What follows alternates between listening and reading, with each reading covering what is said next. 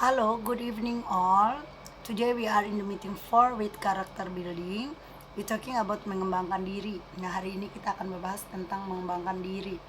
Kita lihat mengembangkan diri. Arti mengembangkan diri adalah suatu usaha sengaja atau terus-menerus tanpa henti yang dilakukan dengan berbagai cara dan bentuk untuk membuat daya potensi diri jasmani rohani dapat terwujud secara baik dan optimal.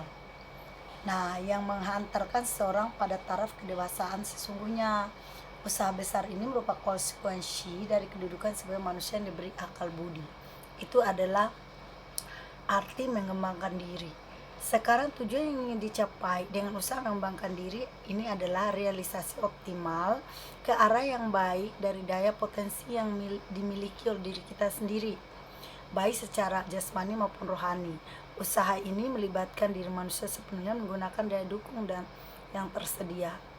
Kemudian cara mengembangkan diri ada 4.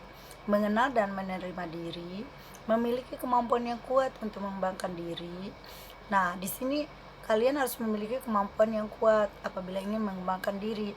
Kalau kemampuannya setengah-setengah, kalian tidak akan bisa mencapai tujuan. Memanfaatkan kemungkinan yang terbuka. Nah, ada kesempatan diambil. Jadi jangan menunggu atau mencari. Nah, ketika peluang itu datang tidak akan datang dua kali.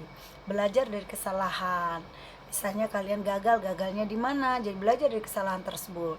Hal-hal penting yang perlu dikembangkan sebagai bentuk konkret pengembangan diri sendiri adalah mental yang sehat, integritas diri, mandiri, kreatif dan inovatif, motivasi diri. Itu perlu sekali yang diperhatikan untuk mengembangkan diri kita. Nah, ini ya. Nah, kenapa perlu mental yang sehat? Emang orang gila bisa mengembangkan diri?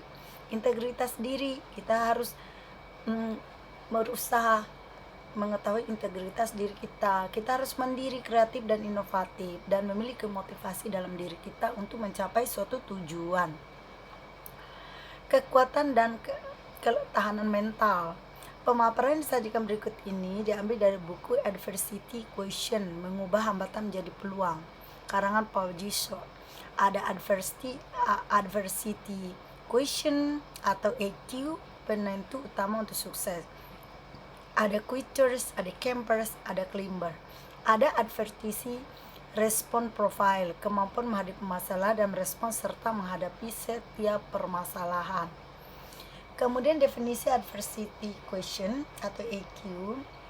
Nah, menurut ini Paul Gisto, EQ adalah kecerdasan untuk mengatasi kesulitan. Bagaimana mengubah hambatan menjadi peluang, atau dengan kata lain, seorang yang memiliki EQ tinggi akan lebih mampu mewujudkan cita-citanya dibanding orang yang EQ-nya rendah. Nah, itu ya. Kemudian sebagai gambaran, memakai terminologi para pendaki gunung. Dalam hal ini, Stock membagi para pendaki gunung menjadi 3 bagian. Quitter, ada yang menyerah, ada camper yang berkemah di tengah perjalanan, ada climber, pendaki yang mencapai puncak. Berani menghadapi risiko dan menuntaskan pekerjaannya. Nah, biasanya di suatu tantangan, kalau kita melamar suatu kerja, orang pasti suka dengan yang tipikal orang ketiga. Nih, yang climber ini. Okay, thank you so much for your attention for today. See you next week. Hanya ini dulu ya untuk hari ini dalam materi kuliah karakter building.